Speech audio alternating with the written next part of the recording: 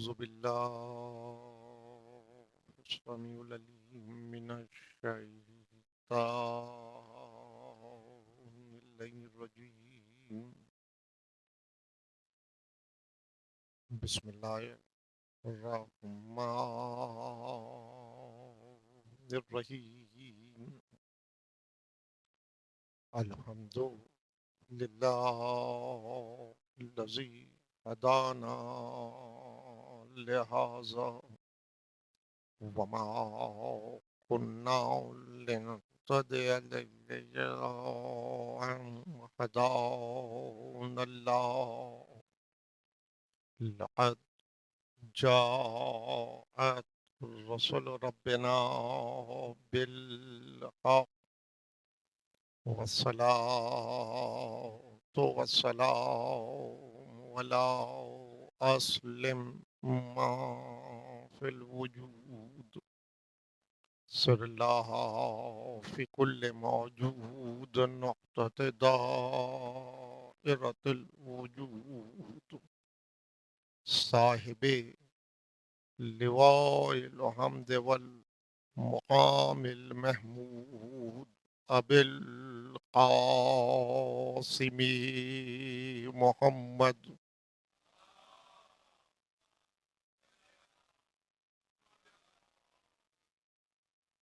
وآله الطيبين الطاهرين المعصومين المظلومين الذين عذب الله عنهم الرجس وطهرهم تطهيرا.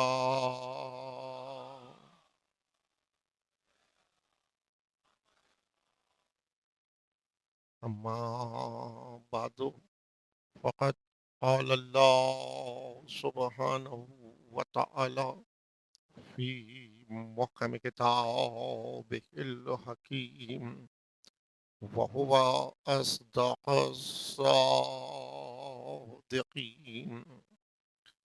فأقم وجهك للدين حنيفا فطرة الله التي فطر الناس عليها لا تبديل لخلق الله ذلك الدين القيم ولكن أكثر الناس لا يعلمون.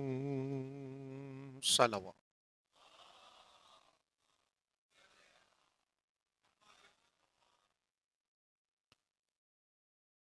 سورہ روم قرآن حکیم کا 30واں سورہ ہے، اور اس سورے کی 30ویں آیت کو تلاوت کرنے کا شرف حاصل کیا گیا۔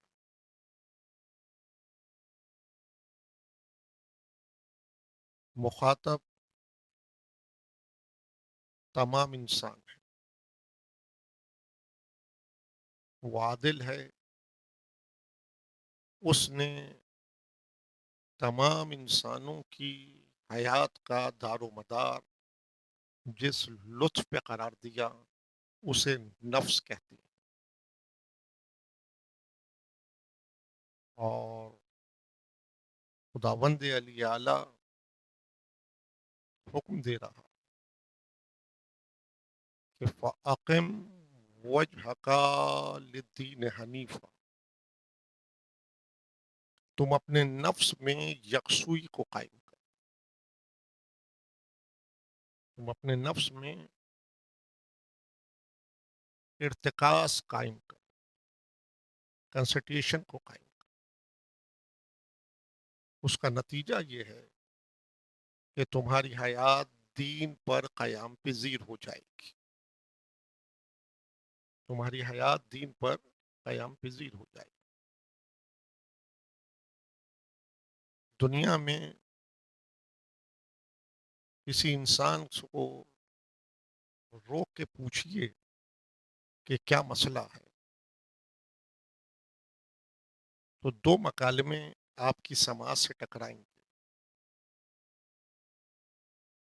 کہ سکون چاہتا ہوں، بقا چاہتا ہوں. ہر انسان تلاش سکون اور تلاش بقا میں سرگرداں ہے. اور آج پوری دنیا میں بالخصوص یورپین کنٹریز میں جگہ جگہ آپ مشاہدہ کریں گے کہ مائنڈ کنسنٹریشن سینٹرز اسٹیبلش ہو رہے ہیں. بلکہ یونیورسٹیز کے اندر ایک مضمون متعارف ہوا گزشتہ 3 دہائیوں سے، اور اس میں طلباء کی تعداد میں مسلسل اضافہ ہے. پیراسائیکی ڈپارٹمنٹس، اگر آپ نیٹ پر چلے جائیں تو ان مائنڈ کنسنٹریشن سینٹرز کا سلیبس ڈیزائن نہیں ہو رہا، ڈیزائن ہو چکا ہے. ان کے دروازے سب کے لیے کھلے ہیں. وہ آنے والوں سے ان کا نام نہیں پوچھتے، ان کا مذہب نہیں پوچھتے، یہی سوال رکھتے ہیں کہ کیوں آئے، اور اس کا جواب یہی ہے کہ تلاش سکون اور تلاش بقا میں آئے. تو وہ کاؤنسلنگ کرتے ہیں، مکالمہ کرتے ہیں. جو اس میں پنہا ہے، چھپا ہوا ہے، وہ اس کو تلاش کرتے ہیں اور اس کی توجہ کو اس کے نقطۂ مرکزی کے اوپر متوجہ کر دیتے ہیں. جب وہ اس نقطے پر اپنی توجہ کو مرتکز کرتا ہے تو پھر وہ اس سے سوال کرتے ہیں کہ آپ کیسا محسوس کر رہے ہیں. تو وہ جواب دیتا ہے کہ میں اپنے آپ کو لائٹ، لطیف محسوس کر رہا ہوں، لطیف محسوس کر رہا ہوں. آج Europe mind concentration centres establish کر رہا ہے. اس کا سلیبس ڈیزائن ہو گیا، اس کی تھیوریکل پریکٹیکل کلاسز باقاعدہ ارینج ہیں. لیکن اسلام نے 1400 سال قبل یہ مائنڈ کنسنٹریشن سینٹرز بنائے تھے، جسے مسجد کہا جاتا ہے، جو یکسوئی نفس کا ادارہ تھا. ہم نے اسے انتشار نفس کی آماج گاہیں بنا دیا. اسے ہم نے انتشار نفس کی آماج گاہیں بنا دی. ہر چند کے ملوکیت نے یہ تقسیم کی، لیکن اس تقسیم کے باوجود وہ رخ حیات مسلم کو متبدل نہ کر سکی. یعنی کسی بھی فقہی دائرے میں کھڑا ہو، مسجدیں ہر چند کے تقسیم ہیں، لیکن ہر مسجد کی ڈائریکشن ایک ہے. کسی بھی فقہی دائرے میں کھڑا ہو، لیکن جب مصلی پہ قدم رکھے گا تو اس کی سمت، ڈائریکشن ایک ہے. یہ سمت کا تعین کیوں ہے؟ یہ ڈائریکشن کا تعین کیوں ہے؟ اللہ نور السماوات وما فی الارض، وہ تو زمین اور آسمان کا نور ہے. وہ تو خود قرآن میں کہہ رہا ہے اینما تولو، جدھر رخ کرو میں ہی میں. تو یہ سمت کا، ڈائریکشن کا تعین کیوں ہے؟ یہ سمت کا، ڈائریکشن کا تعین اس لیے ہے کہ اس نفس میں یکسوئی قائم، اس نفس میں کنسنٹریشن قائم. آج یہ بات سہولت سے سمجھ میں آتی ہے کہ یہاں آنے والے بہت سے احباب میپ ڈائریکشن کے ساتھ آئے ہیں. اگر آپ سمت کے اوپر توجہ نہیں دیں گے تو منزل تک نہیں پہنچ پائیں گے. لیکن جب آپ اپنے اندر یکسوئی قائم کریں گے تو آپ آسانی سے منزل تک پہنچ جائیں گے.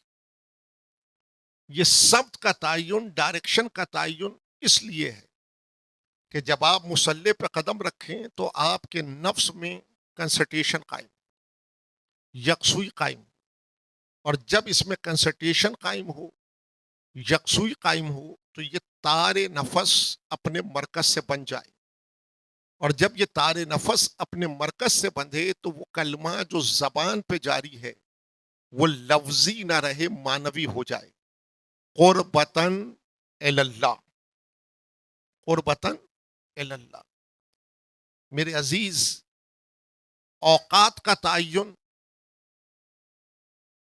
ٹائمنگ، مائنڈ کنسنٹریشن کے لیے، وہ حضرات جو پریکٹیکل لائف میں ہیں، وہ حضرات جو ایجوکیشنل پائپ لائن میں ہیں، وہ اس بات کو زیادہ درک کر سکتے ہیں، محسوس کر سکتے ہیں کہ ٹائمنگ اس میں یکسوئی کو قائم کرتی ہے، کنسنٹریشن کو قائم کرتی ہے۔ تو نماز میں اوقات کا تعین مائنڈ کنسنٹریشن پروسیس سے تھرو کرتا ہے، رکعتوں کا تعین مائنڈ کنسنٹریشن کے لیے، اذکار کا تعین مائنڈ کنسنٹریشن کے لیے۔ اگر ذرا سا توجہ ہٹی اور وہیں آپ شک میں اسیر ہو گئے، وہیں آپ شک میں اسیر ہو گئے، پھر کہتے ہیں نماز باطل ہو گئی۔ جب تک کنسنٹریشن ہے آپ پے در پے تمام ارکان کو بجا لائیں گے، تو یہ نماز پنجگانہ مائنڈ کنسنٹریشن پروسیس سے تھرو کرتی ہے۔ شرع کے تمام احکام اسی لیے معین کیے گئے کہ انسان مائنڈ کنسنٹریشن پروسیس سے تھرو ہو جائے۔ دیکھیے، سال میں ایک ماہ کا تعین سیام مائنڈ کنسنٹریشن کے لیے۔ کون کہتا ہے کہ ملت مسلمہ منقسم ہے؟ کوشش تو بہت کی ملوکیت نے کہ یہ ملت منقسم ہو جائے، لیکن جتنی موحد یہ ملت ہے کوئی ملت نظر نہیں آتی، کوئی ملت نظر نہیں آتی۔ سب کی ڈائریکشن ایک ہے، سب کے اوقات ایک ہیں، سب کی رکعتیں ایک ہیں، سب کے اذکار ایک ہیں۔ وہ ایک سپلیمنٹری مسئلہ ہے، ہاتھ کا باندھنا، ہاتھ کا کھول لینا، وہ ایک سپلیمنٹری مسئلہ ہے، اس کو آپ مین مسئلے کے اندر نہ لے جائیں۔ اختلاف بہت کوشش کی ملوکیت نے، لیکن وہ ملت کو منقسم نہیں کر سکی۔ ایک ہی ماہ ہے سیام کے لیے، اور سیام میں جو ٹائمنگ ہے یہ مائنڈ کنسنٹریشن کے لیے ہے۔ اب ماڈرن ایج میں تو یہ مسئلہ بھی ادق نہیں رہا کہ 5 منٹ پہلے اور 5 منٹ بعد۔ اب تو علماء کہتے ہیں کہ یہ کوئی مسئلہ نہیں ہے، لیکن اصل بات کیوں نہیں بتاتے آپ کہ روزہ مختلف دائروں میں مختلف مسائل ہیں، لیکن اگر آپ ایک مکالمے میں روزے کی تعریف اخذ کرنا چاہیں تو وہ اس طرح سے ہے کہ اس میں فقط نیت کرنا ہے اور سب کچھ نہ کرنا ہی نہ کرنا ہے، فقط نیت کرنا ہے اور سب کچھ نہ کرنا ہی نہ کرنا ہے۔ یعنی اب رمز جانیں کہ جب کنسنٹریشن پروسیس سے تھرو ہو رہا ہے اور یہ مسلسل نہیں نہیں نہیں کی تکرار کر رہا ہے، یعنی یہ قوت اللہ کو قوی بنا رہا ہے، تو یہ اسلام کا پہلا کلمہ لفظی نہیں معنوی طور پر زبان پہ جاری کر رہا ہے۔ اس لیے کہ جب اس میں قوت اللہ قوی ہوئی تو اس نے بت الہ کو توڑا، اور جب بت الہ کو توڑا تو اس کی حیات الا اللہ سے ملق ہو گئی، اور جب اس کی حیات الا اللہ سے ملق ہوئی تو میرے عزیز اسے ساغر سکون بھی ملا اور ساغر بقا بھی مل گیا۔ ضمنی طور پہ کہتا ہوں کہ ہم روایتاً اس مکالمے کو کہتے ہیں کہ سید الشہداء مدینے سے انکار بیعت کر کے نکلے، لیکن اس کی معنوی منزل کو پانے کی جستجو کریں، اس کی معنوی منزل کو پانے کی جستجو کریں کہ حسین انکار بیعت کر کے مدینے سے نکلے. اسی ایک قوت اللہ کے ساتھ یعنی سید الشہداء نے جو قدم مدینے سے باہر نکالا، فرد سے معاشرے کی تشریح کی کہ یہ سب کام کر رہے ہیں لیکن ان میں لا کہنے کی قوت نہیں، اور جس میں لا کہنے کی قوت نہیں وہ ضمیر مردہ ہے، اور جس میں لا کہنے کی قوت آ گئی وہ ضمیر زندہ ہے. تو حسین نے لا کہہ کے جو قدم نکالا تو قیامت تک راہ منور کر دی کہ جب آپ حسین کہیں تو قوت لا کو قوی بنا لیں، اور جب قوت لا قوی ہو جائے تو ضمیر مردہ زندہ ہو جائے گا. تو اب اگر کوئی پوچھے کہ حسین کون، تو ایک مکالمے میں بتائیے کہ آواز ضمیر کا دوسرا نام حسین ہے. آواز ضمیر کا دوسرا نام حسین ہے. تو جب لا کی قوت آتی ہے تو انسان بت الہ کو توڑتا ہے اور اللہ سے حیات کو ملک کر لیتا ہے. جب تک قوت لا نہیں انسان آلودگی شرک میں اسیر رہتا ہے، اور جب قوت لا قوی ہو جائے انسان آلودگی شرک سے بری ہو کر توحید سے اپنے دامن کو باندھ لیتا ہے. میرے عزیز، اب آپ عالم تنہائی کے اندر فکر کرتے چلے جائیں کہ یہ زکوٰۃ، یہ خمس، یہ مقدار کا تعین مائنڈ کنسلٹیشن پروسیس سے تھرو کرتا ہے. یہ حج ایک آیت ہے، من استطاع، جب صاحب استطاعت ہوں آپ پر حج واجب ہے. یعنی ایسی عبادت ہے جو ہمہ وقت آپ کو مائنڈ کنسلٹیشن پروسیس سے تھرو رکھتی ہے. تو یہ جتنے احکام شرع ہیں یہ مائنڈ کنسلٹیشن پروسیس سے تھرو کرتے ہیں، اور جب آپ مائنڈ کنسلٹیشن پروسیس سے تھرو ہوں تو آپ کا تار نفس مرکز سے بن جاتا ہے، اور جب تار نفس مرکز سے بن جائے تو عزیزان گرامی اسے ساغر سکون بھی ملتا ہے اور ساغر بقا بھی ملتا ہے. حیات اپنے مرکزی نقطے پر جا کر قیام پذیر ہو جاتی ہے، اور جب حیات مرکزی نقطے پہ جا کے قیام پذیر ہو جائے تو اسی کو دین کہا جاتا ہے. اسی کو دین کہا جاتا ہے. شرع راستہ ہے، دین منزل ہے. شرع راستہ ہے اور دین منزل ہے. جب تک شرع کا سفر طے نہیں ہوگا آپ کی حیات منزل پر قیام پذیر نہیں ہو سکتی. اب ادھر حیات آپ کی دین پر قیام پذیر ہو گئی تو اب سوال یہ کہ دین کیا ہے. کہ ترجمے ہی میں سمجھتا ہوں گفتگو تمام ہو جائے گی. اب سوال پیدا ہوگا کہ دین کیا ہے. تو قرآن نے آگے بڑھ کر اعلان کر دیا کہ فطرت اللہ التی فطر الناس علیہا، دین اللہ کی فطرت ہے. دین اللہ کی فطرت ہے جس پر تمہیں فطر کیا گیا، خلق کیا گیا، پیدا کیا گیا. یعنی یہ مکالمہ کتنی بار کانوں سے ٹکرایا کہ اسلام دین فطرت ہے، لیکن اس رمز کو جاننے کی ضرورت ہے. اس رمز کو جاننے کی ضرورت ہے. اسلام دین فطرت ہے، بالیقین اسلام دین فطرت ہے. لیکن کتنا لطیف مقام ہے کہ خالق یہ اعلان کر رہا ہے کہ دین اللہ کی فطرت ہے اور میں نے تمہیں اپنی فطرت پہ فطر کیا، اپنی فطرت پہ خلق کیا. تو عزیزان گرامی، اب اگر حیات نقطۂ مرکزی پر آ کر قیام پذیر ہو جائے تو اس کا حرکت و سکون عین مطابق نیچر، عین مطابق فطرت ہونا چاہیے. عین مطابق نیچر، عین مطابق فطرت ہونا چاہیے. اگر وہ حرکت و سکون عین مطابق فطرت ہے تو عزیزان گرامی اسے عبادت سے تعبیر کیا جاتا ہے. اسے عبادت سے تعبیر کیا جاتا ہے. اب ہم اس بات کے اندر آ کر کھڑے ہیں کہ نماز پڑھیں گے تو عبادت، روزہ رکھیں گے تو عبادت، زکوٰۃ و خمس و حج جیسے فرائض کو ادا کریں گے تو عبادت نہیں. ہر حرکت و سکون اگر آپ قوانین فطرت کے اوپر قیام کر دیں گے تو آپ کا ہر حرکت و سکون عبادت ہو جائے گا. یہ کیا زوم ہے کہ ہم ذرا سا سجدہ کر کے کہتے ہیں کہ ہم نے عبادت کی, ذرا سا احکام شرع کو بجا لا کے ہم کہتے ہیں کہ ہم نے عبادت کی. میرے عزیز, موالید ثلاثہ میں جو کچھ بھی ہے, جمادات ہوں, نباتات ہوں, حیوانات ہوں, نہیں, ذرے سے لے کے سرا تک ہر شے مصروف عبادت ہے.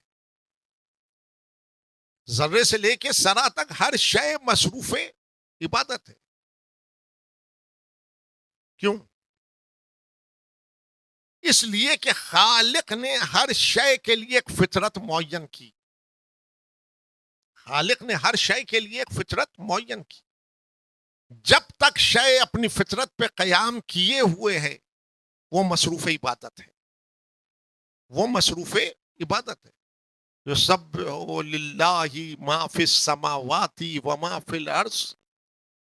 زمین و آسمان میں کوئی شے ایسی نہیں ہے کہ جو اس کی تسبیح نہ کر رہی ہو, اس کی عبادت نہ کر رہی ہو.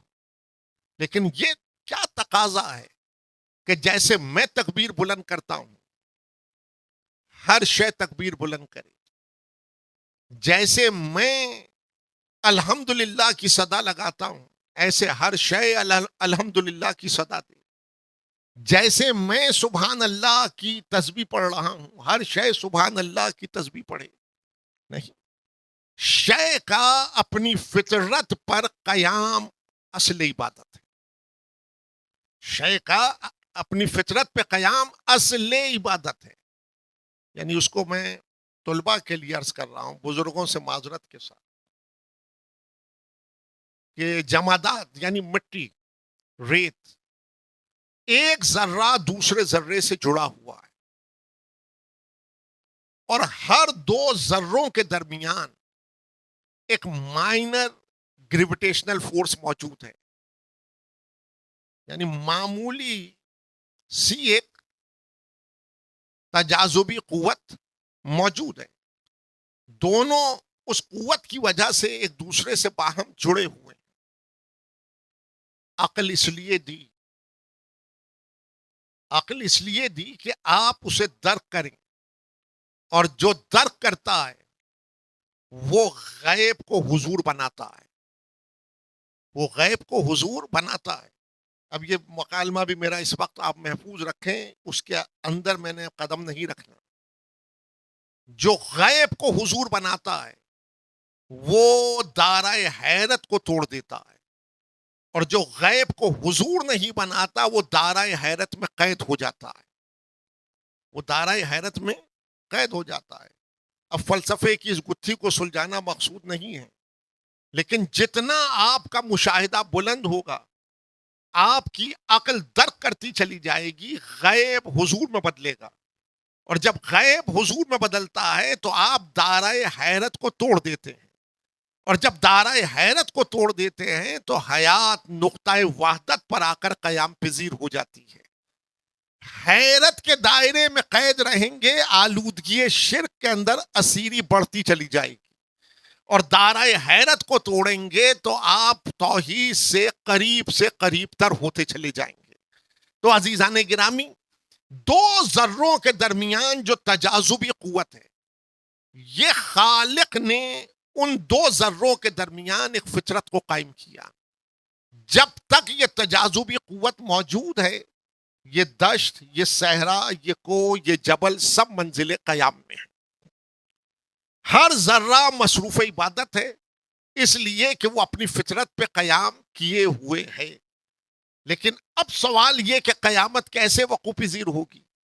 تو جس نے یہ فطرت پر قیام عطا کیا اگر وہ اشارہ کرے اور یہ قوت ریموو ہو جائے تو یہی ذرات ہوا میں اڑیں گے, کل فراش المبثوث, ایسے اڑیں گے جیسے دھنی ہوئی روئی ہوتی ہے, ایسے اڑیں گے جیسے دھنی ہوئی روئی ہوتی ہے. ہر شے کے لیے ایک فطرت معین کی اس نے, اور شے جب تک اپنی فطرت پہ قیام پذیر ہے وہ مصروف عبادت ہے.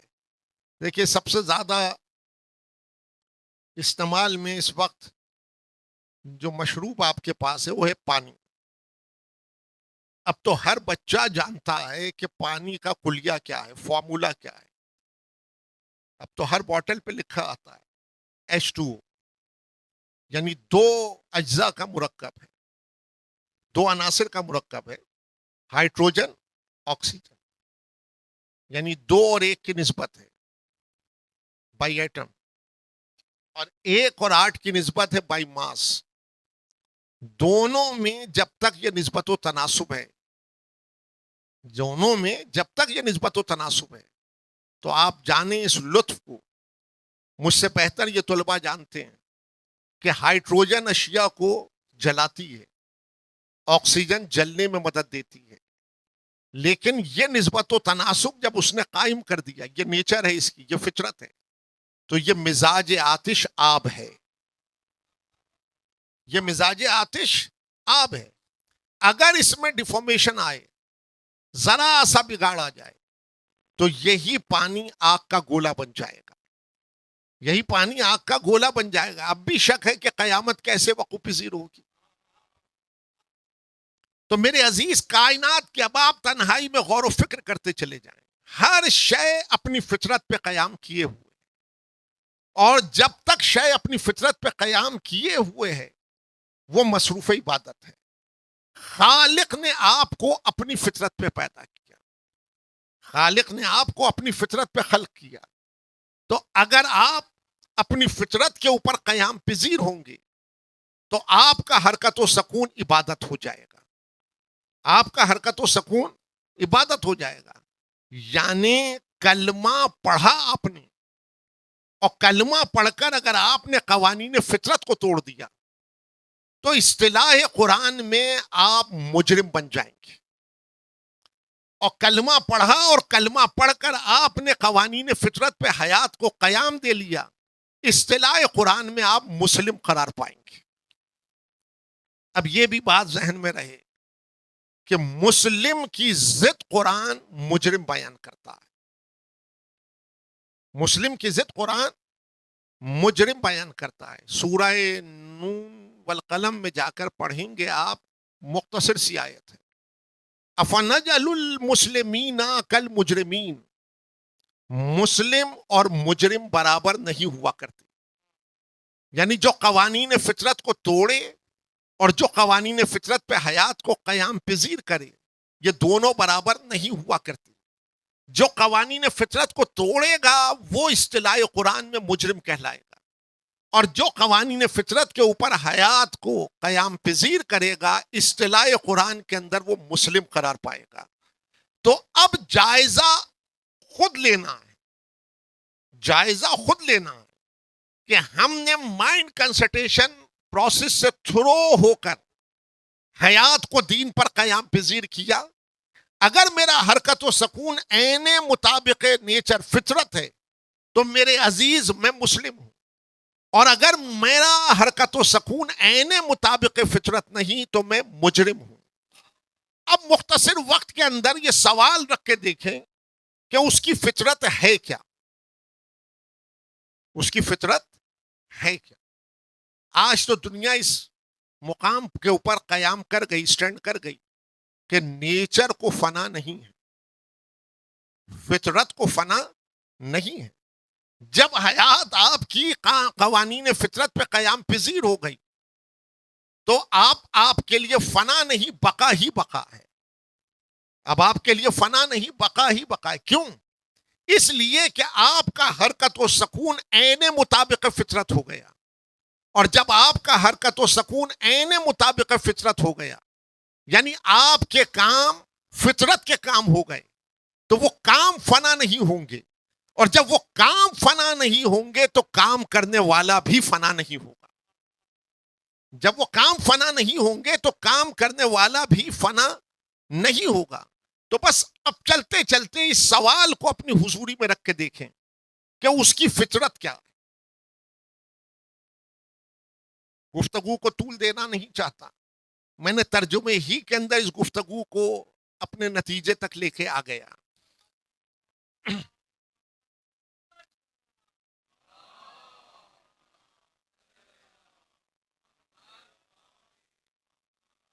اس لیے کہ میں نے ہمیشہ مجلس کے ذیل میں ایک مکالمہ کیا ہے کہ مجلسیں آموزش کا راستہ، سیکھنے سکھانے کی جگہ ہے. جو ممبر پر ہے وہ بھی سیکھ رہا ہے، جو فرش پر ہے وہ بھی سیکھ رہا ہے. اور جب تک یہ آموزش کا عمل جاری رہے گا، سفر حیات آگے بڑھتا رہے گا، سفر حیات آگے بڑھتا رہے گا. تو سوال یہ رکھ لیجئے چلتے چلتے کہ خالق کی فطرت کیا ہے. اس کی فطرت یہ ہے کہ وہ کچھ لیتا نہیں، وہ دیتا ہے. اس کی فطرت یہ ہے کہ وہ کچھ لیتا نہیں، وہ دیتا ہے. لیکن آپ میں اس نے دونوں صلاحیتیں رکھی، آپ میں اس نے دونوں صلاحیتیں رکھی. یعنی لینے کا جذبہ بھی اس میں ہے اور دینے کا جذبہ بھی اس میں ہے. یہی امتحان نفس انسان ہے، یہی امتحان نفس انسان ہے کہ کون مائنڈ کنسنٹریشن پروسیس سے تھرو ہو کر دین پر حیات کو قیام دیتا ہے اور اپنے حرکت و سکون کو عین مطابق نیچر بناتا ہے. جب وہ اپنے حرکت و سکون کو عین مطابق نیچر بناتا ہے تو وہ لینے کے جذبے کو دینے کے جذبے میں بدل دیتا ہے. وہ لینے کے جذبے کو دینے کے جذبے میں بدل دیتا ہے. لینے کا جذبہ دینے کے جذبے میں جب بدلے گا کہ جب اصول میں دو بنیادی عقائد پر زندگی قیام کر جائے، اول توحید اور دویم قیامت. اول توحید اور دویم قیامت. توحید پر اگر عقیدہ پختہ ہوا تو یہ لینے کا جذبہ دینے کے جذبے میں متبدل ہوگا، اور قیامت کے اوپر اگر عقیدہ پختہ ہو گیا تو یہ دینے کا جذبہ عملیت کی منزل میں داخل ہو جائے گا.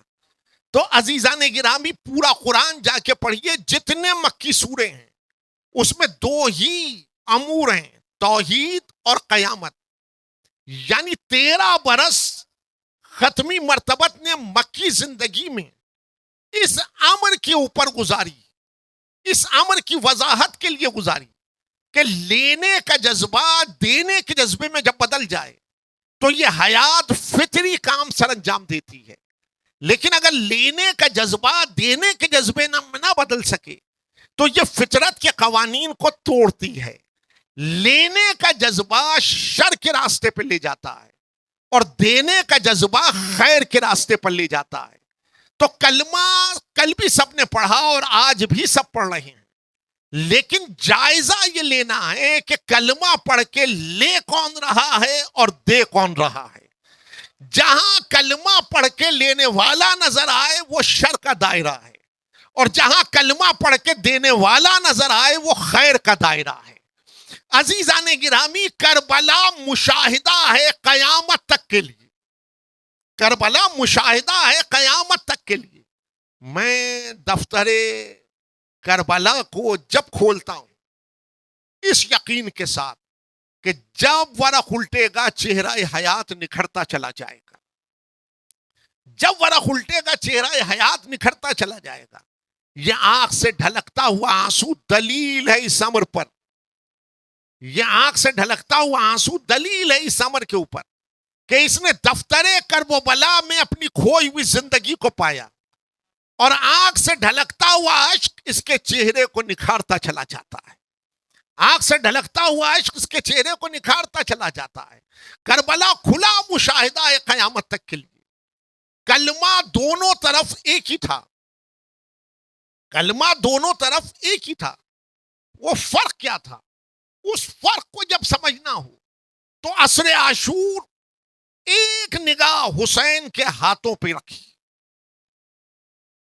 عصر عاشور ایک نگاہ حسین کے ہاتھوں پہ رکھی. حسین عصر عاشور کے قریب کربلا کی جنگ کا نتیجہ اٹھا کے لائے، کربلا کی جنگ کا نتیجہ اٹھا کے لائے ہیں. شیر خوارہ نہیں لائے، حسین اپنی باہوں میں فطرت کو سمیٹ کر لائے. شیر خوارہ نہیں لائے، حسین اپنی باہوں میں فطرت کو سمیٹ کر لائے ہیں. دست امامت پر شیر خوارہ نہیں مسکرایا، فطرت مسکرائی تھی. دست امامت پر بچہ نہیں مسکرایا، فطرت مسکرائی تھی. وہ منظر جو اب تک نگاہ تاریخ نے نہیں دیکھا وہ اب دیکھنا پڑا کہ وہ لشکر منقلب ہو گیا. تو اس کے کمانڈر ان چیف نے کہا کہ کوئی ہے جو حسین کے کلام کو قطع کرے، کوئی ہے جو حسین کے کلام کو قطع کرے. ہرملا نے اپنے وقت کا سب سے بڑا ہتھیار چلو میں جوڑا، اپنے وقت کا سب سے بڑا ہتھیار چلو میں جوڑا. الیگزینڈر پوپ نے ایک پوئٹری کہی ہے جس کا ترجمہ مولانا مقبول حسین رضوی صاحب نے سب سے پہلے کیا، معصوموں کا ستارہ. تو اس کا آخری اسٹینزا کا جو نتیجہ ہے وہ آپ کی خدمت میں رکھ رہا ہوں. اور ملا نے اپنے وقت کا سب سے بڑا ہتھیار چلو میں جوڑا. نگاہ ادھر سے ادھر آئی، ادھر دیکھا تو قانون فطرت ٹوٹ رہا تھا، اور ادھر دیکھا تو فطرت مسکرا رہی تھی. حسین نے کربلا کی جنگ کا نتیجہ سینہ تاریخ پر مرتسم کر دیا کہ کلمہ دونوں طرف ایک تھا، لیکن ایک طرف قوانین فطرت ٹوٹ رہے تھے اور ایک طرف حیات قوانین فطرت پہ قیام پذیر تھی. جہاں قوانین فطرت ٹوٹ رہے تھے وہ مجرمین کا دائرہ تھا، اور جہاں قوانین فطرت پہ حیات قیام پذیر تھی وہ مسلمین کا دائرہ تھا. زبان تاریخ میں مجرمین کے دائرے کو یزیدیت کہتے ہیں، مسلمین کے دائرے کو حسینیت کہتے ہیں. مسلمین کے دائرے کو حسینیت کہتے ہیں. میرے عزیز، ختمی مرتبہ سے منیت کی منزل پہ حسین تک جب انسان مشاہدے کی منزل سے گزرے گا تو وہ حیات کو مرکزی نقطے پہ قیام دے کر اپنے حرکت و سکون کو عین مطابق نیچر بنائے گا، عین مطابق فطرت بنائے گا. دنیا میں دو ہی دائرے ہیں، دنیا میں آج بھی دو ہی دائرے ہیں. یا تو قوانین فطرت ٹوٹ رہے ہیں یا حیات قوانین فطرت کے اوپر قیام پذیر ہے. جہاں قوانین فطرت ٹوٹ رہے ہیں اس دائرے کو یزیدیت کہتے ہیں، اور جہاں حیات قوانین فطرت پہ قیام پذیر ہے اس دائرے کو حسینیت کہتے ہیں. میرے عزیز، اسی کی تشہیر کے لیے بعد کربلا علی کی بیٹی بازار سے چلی، منزلوں پہ منزلیں طے کرتے ہوئے چلی، منزلوں پہ منزلیں طے کرتے ہوئے چلی. 27ویں تھی محرم کی کہ جب دیار شام میں آل محمد کا قافلہ پہنچا. 27ویں تھی جب دیار شام میں آل محمد کا قافلہ پہنچا. دربار میں خبر دی گئی، یکماں سے بحث چھڑی، 3 دن پر آ کر ٹھہری. 3 دن بازار سج رہا تھا، دربار آراستہ ہو رہا تھا، تاج مقلف ہو رہا تھا، اور محمد مصطفیٰ کی نواسیاں دیار شام میں رسن بستہ کھڑی تھی، رسن بستہ کھڑی تھی. طبقات نے اس روایت کو محفوظ کیا ہے. یہ جو شام گزری ماہ محرم کی آخر شام، طبقات لکھتا ہے کہ جب غرہ ماہ سفر ہوا، سفر کا چاند آسمان پہ نمودار ہوا، تو دربار سے حکم آیا کہ صبح قیدیوں کو دربار میں لایا جائے، صبح قیدیوں کو دربار میں لایا جائے. راوی کہتا ہے اس جھٹپٹے شام کے وقت میں میں نے دیکھا کہ قریب خرابے میں ایک ٹوٹی ہوئی مسجد سے ایک شخص نمودار ہوا، اور آہستہ آہستہ وہ اس لٹے ہوئے قافلے کے قریب آ گیا، میر کارواں سے قریب ہوا، اور میر کارواں سے قریب ہو کر اس نے عجب کلمہ زبان پر جاری کیا.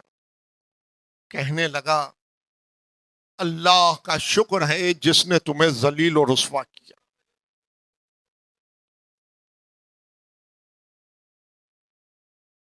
اللہ رے صبر سید سجاد، زنجیروں کے لنگر کو سمیٹا، چند قدم آگے بڑھے اور مخاطب کرتے ہوئے کہا، اے شخص اتنا بتا تو نے قرآن پڑھا ہے؟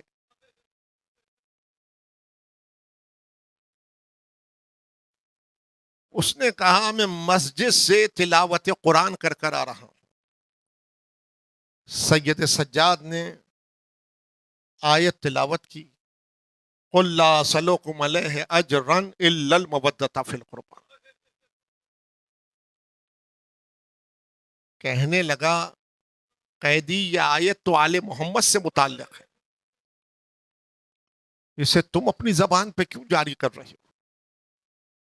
سید سجاد نے دوسری آیت تلاوت کی، انما یرید اللہ لیذھب عنکم الرجس اہل البیت ویطہرکم تطہیرا۔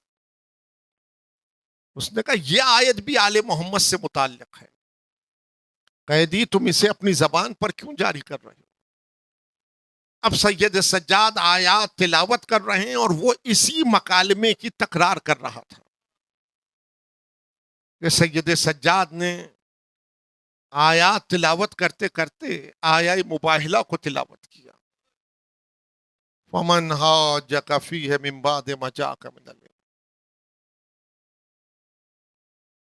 اس نے دونوں ہاتھ کمر پہ رکھے اور کمر کو ایستادہ سیدھا کرتے ہوئے کہنے لگا، جھنجلا کے کہنے لگا، اے قیدی وہ منتخب آیات کیوں تلاوت کر رہے ہو جو آل محمد کی شان میں نازل ہوئی ہیں؟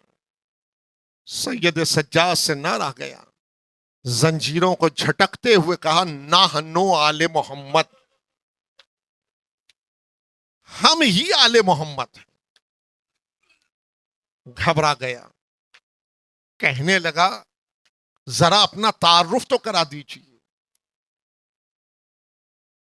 سید سجاد نے کہا، میرا نام علی ہے، میرا نام علی ہے۔ کہا کون علی؟ کہا حسین کا بیٹا علی، حسین کا بیٹا علی۔ طبقات کی روایت یہاں ختم ہے، مقتل لکھتا ہے تو اس نے گھبرا کے کہا، کون حسین؟ جس کے لیے رسول مسجد میں ناکہ بنے تھے، جس کے ہاتھوں میں رسول نے اپنی زلفوں کو دیا تھا، جس کے لیے رسول ناقے کی بولیاں بولے تھے، جو غالیچے سے الجھ کر گرا تو اللہ کے رسول نے خطبہ چھوڑ دیا، اسے اپنی آغوش میں بھر دیا، اس کے تلووں کو سہلایا، اس کے رخساروں کو چوما، اسے سینے سے لگا کے کہا، احب اللہ من احب الحسین۔ سید سجاد نے سر جھکا کے کہا، ہاں میں اسی حسین غریب کا بیٹا ہوں۔ گھبرا کے کہنے لگا، حسین کیا ہوئے؟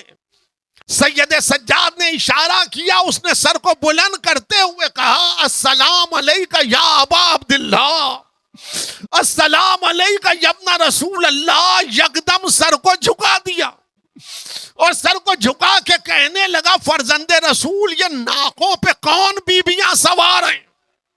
سید سجاد نے کہا، نہ پوچھ تو اچھا ہے۔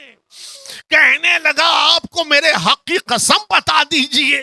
تو سید سجاد نے کہا، یہ محمد کی نواسیاں ہیں، یہ علی کی بیٹیاں ہیں۔ کہنے لگا، سر جھکا کے کہنے لگا، فرزند رسول ایک عرض داش آپ کی حضوری میں لایا ہوں، اسے قبول کر لیجئے۔ امام نے کہا کہ کیا کہنا چاہتا ہے؟ تو کہنے لگا، فرزند رسول میں ان ناکوں کے آگے لیٹنا چاہتا ہوں، ان ناکوں کو میرے اوپر سے گزار دیجئے تاکہ کل حشر کے میدان میں جب آپ کے جد کا سامنا ہو تو میں دستی ادب جوڑ کے کہہ سکوں، یا رسول اللہ میں نے آپ کی نوازیوں کو سر برہنہ نہیں دیکھا۔ عزیزو، ماہ سفر کی پہلی تھی، سورج طالع ہو رہا تھا اور آل محمد کا قافلہ شام کے بازار میں داخل ہو رہا تھا، اور عزیزوں پتھر برس رہے تھے، انگارے برس رہے تھے، اور منادی ندا دے رہا تھا، تماشا دیکھنے والوں تماشا دیکھو، محمد کی نوازیاں جا رہی ہیں۔ علی کی بیٹیاں جا رہی ہیں، آمد آمد حرم شاہ کی دربار میں ہے۔ سید سجاد کہتے ہیں آفتاب غروب ہو رہا تھا جب ہم شام کے دربار کے پہلے دروازے پہ پہنچے۔ اب کچھ رسیاں لائی گئیں، عالم یہ تھا کہ کسی کا بازو تھا، کسی کی کلائی تھی، کسی کا حلقوم تھا، ہمیں ایسے کھینچے لیے چلے جا رہے تھے جیسے ترک غلاموں کو کھینچ کے دربار میں لایا جاتا ہے۔ سید سجاد کہتے ہیں ایک ایک منزل ہم نے طے کی، لیکن آخری منزل جب آئی اور میں نے مڑ کے دیکھا تو پھوپھی کمر کو تھام کے بیٹھ گئی تھی۔ میں نے حضوری میں آ کے کہا پھوپھی اماں کیا بات ہوئی؟ کہنے لگی بیٹا اس منزل کو کیا کہتے ہیں؟ میں نے سر جھکا کے کہا پھوپھی اماں اسے بابو سا کہتے ہیں۔ تو کہنے لگی بیٹا بس میں وعدے کی وفا کے انتظار میں بیٹھی ہوں۔ شب 21 بابا نے مجھ سے وعدہ کیا تھا بیٹا جب تو بے بابو صاحب پہ پہنچے گی علی تیرے استقبال کو موجود ہوگا۔ بس بیٹا میں بابا کے انتظار میں بیٹھی ہوں۔ زین العبا کہتے ہیں کچھ دیر گزری، میں نے دیکھا دونوں ہاتھ کمر پہ رکھ کے کھڑی ہوئی، چند قدم آگے بڑھی، جھکتے ہوئے کہا السلام علیکہ یا امیر المومنین، السلام علیکہ یا امیر المومنین۔ پلٹ کے کہا زین العبا میرے بابا آ گئے۔ حاجب نے پردہ ہٹایا، 700 کرسی نشینوں کا مجمع تھا۔ عزیزوں مجلس میں خار تھی اور محمد کی نواسیاں یا علی کہہ کے دربار میں داخل۔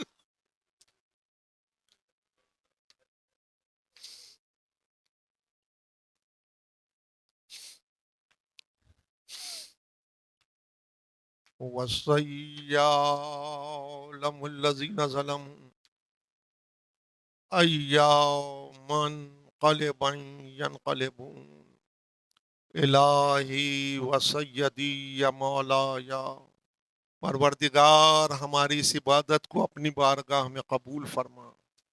پروردگار حاضرین مجلس کی جملہ حاجات شریعہ کو بردا۔ پروردگار بانی مجلس کی توفیقات میں اضافہ فرما۔ پروردگار بانی مجلس کے مرحومین، حاضرین مجلس کے مرحومین، شہدائے ملت جعفریہ کے درجات کو بلند فرما۔ ان کے گناہان کبیرہ و صغیرہ کو معاف فرما۔ پروردگار مقامات مقدسہ کی حفاظت فرما۔ پروردگار ملت کو متحد رکھ، مملکت کی حفاظت فرما۔ ظہور حضرت حجت میں تعجیل فرما۔ ماتم حسین